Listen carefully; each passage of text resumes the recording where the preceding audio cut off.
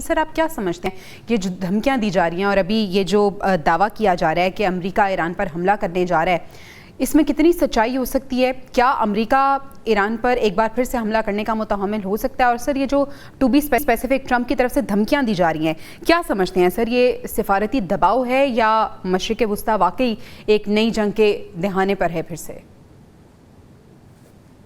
लेकिन जबरिया दो ऑप्शन है। एक ऑप्शन ये है कि ये बिल्कुल पोस्टरिंग है, मसल फ्लैक्सिंग है, प्रेशर टैक्टिक्स है, रिटोरिक्स हैं, जिस भी मुआहदे से पहले में भी there nearing close to converging of points, और वहाँ वो चाहता है कि प्रेशर डाल के अपनी मर्जी के जितना फायदा उठा लें वो उठा लें।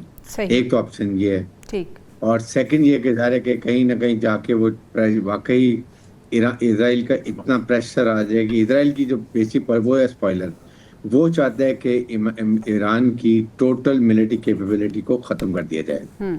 It's not nuclear capability, nuclear की तो वो वैसे ही ख़त्म कर रहे हैं, जब आप कह रहे हैं यूरेनियम का ख़त्म कर दें। उसके बाद वो चाहते हैं मिसाइल कैपेबिलिटी भी उसकी ख़त्म हो जाए, और रिजीम चेंज की सूरत में होगी कि मिसाइल कैपेसिटी कब ख़त्म होगी, जब उस पर हमला होगा उसको टोटली डिस्ट्रॉय कर दिया जाएगा जी।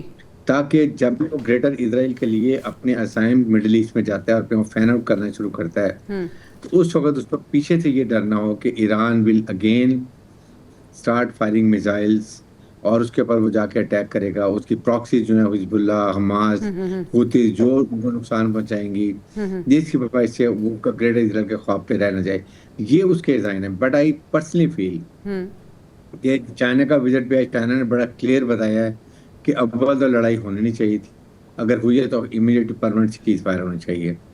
नंबर 2, नॉर्मल ब्लॉकेट और स्ट्रेट ऑफ हॉर्मुज़ दोनों खुल जाने चाहिए, ये भी बात उन्होंने की है। थर्ड, अभी जो बात की है, देखें बात ये कि क्या लड़ाई के लिए दुनिया फेवर में है, क्या अमेरिकन पब्लिक फेवर में है? पब्लिक फेवर में नहीं है। क्या वो बड़े इन्फ्लेशन इंतहा से ज़्यादा है, पेट्रोल डीजल गैस की कीमत बहुत बढ़ गई है।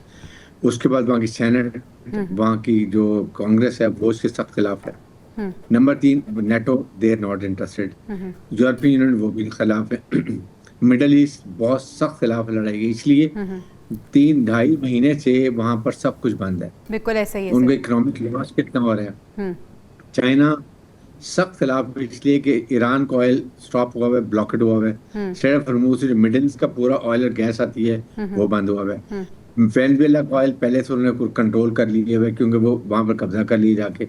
तो इकोनॉमिक स्ट्रैंगुलेशन वो इसकी चाइना के भी हो रही है। बिल्कुल सही। All these things they go against Americans to go an attack. इसलिए आई रेटेड 30% चांसेस आर कि अमेरिका और इजराइल अटैक करें।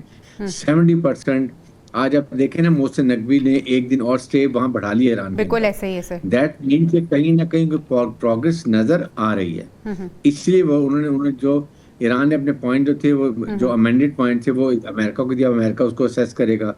मे भी एक आध दिन में पॉइंट आए, नकवी साहब इसीलिए रुके हैं शायद वहाँ पर देख के वो डिस्कस करें, पाकिस्तान के फील्ड मार्शल से बात करें, प्राइम मिनिस्टर से बात करें। अच्छा ब्रिगेडियर साहब, मैं आपसे इस पे ज़रूर डिटेल में बात करना चाहूँगी। और सर मैं आपसे ये भी पूछना चाहूँगी कि इस वक्त अगर हम अमेरिका और ईरान की बात करें तो क्या दोनों इस वक्त रिजिड अप्रोच अपनाए हुए हैं या कोई एक फरीक ऐसा है जो फ्लेक्सिबिलिटी शो कर रहा है? इस पर हम बात करेंगे।